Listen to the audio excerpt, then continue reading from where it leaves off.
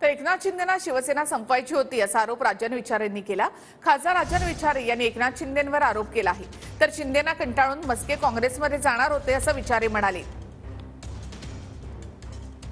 जे काही त्यांनी केलं, बंड किंवा गद्दारी केली, त्यावेळेस सुद्धा मी त्यांच्या शेवटच्या क्षणाबरोबर होतो आणि ते बघितलं असेल तुम्ही की क्या कशा परिस्थितीमध्ये त्यांनी ते सर्व केलं। शेवटी या खुर्चीकरताच तुम्ही सर्व केलं ना। तुम्हाला जर उद्धव साहेबांनी सांगितलं होतं तुम्हाला मुख्यमंत्री पद पाहिजे असेल तर मी देतो, बंगला सोडला, तरी तुमचा हट्ट होईना। तुम्हाला शिवसेना संपवायचीच होती। यात नरेश मस्केला राजन विचारे घेऊन आला होता।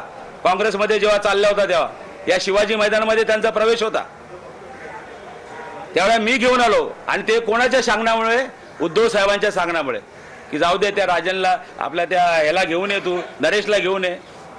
मी तेव्हा समजून त्याच्या घरी गेलो होतो सांगायला की बाबा जाऊ दे, आता काय झालं तुझं एकनाथ शिंदेचं असेल पण शिवसेनेने काय तुझं केलं। तेव्हा एकनाथ शिंदेला कंटाळून हाच माणूस चालला होता।